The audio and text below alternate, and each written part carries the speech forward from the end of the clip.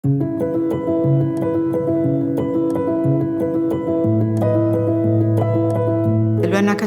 come Agenzia delle Nazioni Unite è un po' particolare in quanto è un'organizzazione che è basata sul terreno, è un'organizzazione che è stata guidata e mandata dall'Assemblea Generale per coordinare e dare risposta ai bisogni di protezione dei rifugiati nel mondo, e non solo dei rifugiati ma anche delle persone apolidi e gli sfollati.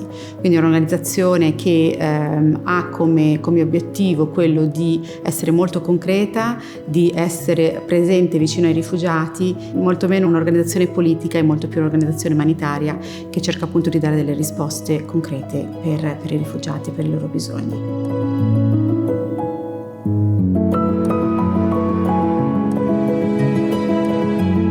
Abbiamo oggi più di 100 milioni di persone che sono sfollate nel mondo, quindi un numero estremamente importante in un periodo storico molto difficile, dove vediamo sempre più guerre, sempre più persone che si proprio vedono forzate a lasciare non solo il proprio paese, ma a volte semplicemente rimanere nel loro paese, ma dover lasciare le proprie terre, le proprie case. Quindi un periodo estremamente complesso. In Italia chiaramente abbiamo visto un riverbero di questa situazione negli ultimi mesi, in particolare con la situazione ucraina, ma da sempre come un paese dove le persone arrivano cercando protezione, cercando una migliore vita. L'Italia è un paese estremamente accogliente, lo è sempre stato, ed è una cosa bellissima e che chiaramente deve essere coltivata e che non deve essere in un certo senso tacciata un po' da questo periodo politico che tende sempre un po' a utilizzare questi obiettivi un po' fragili, no? per poter fare voti politici. La percezione è sempre che abbiamo questo grande gruppo di persone che arrivano ogni anno cercando appunto una migliore vita, una protezione e pesano in un certo senso sulle nostre società. La realtà è completamente diversa. La realtà è che molti di loro arrivano con una grandissima voglia di fare, con un desiderio di ricostruirsi la propria vita. Abbiamo dunque pensato di sviluppare un progetto insieme a Sogakai per cercare appunto di facilitare l'inclusione dei rifugiati nelle nostre società. Secondo me il community matching è un modo molto importante per portare le persone a capire veramente l'altro, ed è forse il punto fondamentale di questo progetto.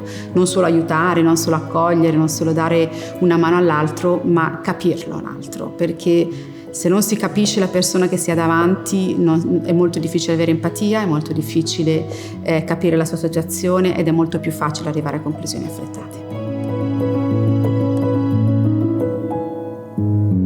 I giovani in Italia, in Europa, nei paesi dove insomma c'è un minimo di stabilità e un minimo di pace, hanno anche una grande responsabilità di condividere il loro percorso, di essere parte integrante della soluzione, e progetti come Community Matching sicuramente sono un modo estremamente concreto di poter essere parte della soluzione.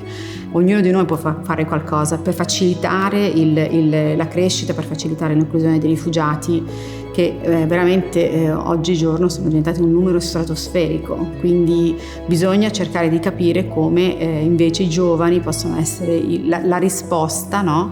Alle necessità di tutti questi altri giovani, che li faccia sentire meno soli.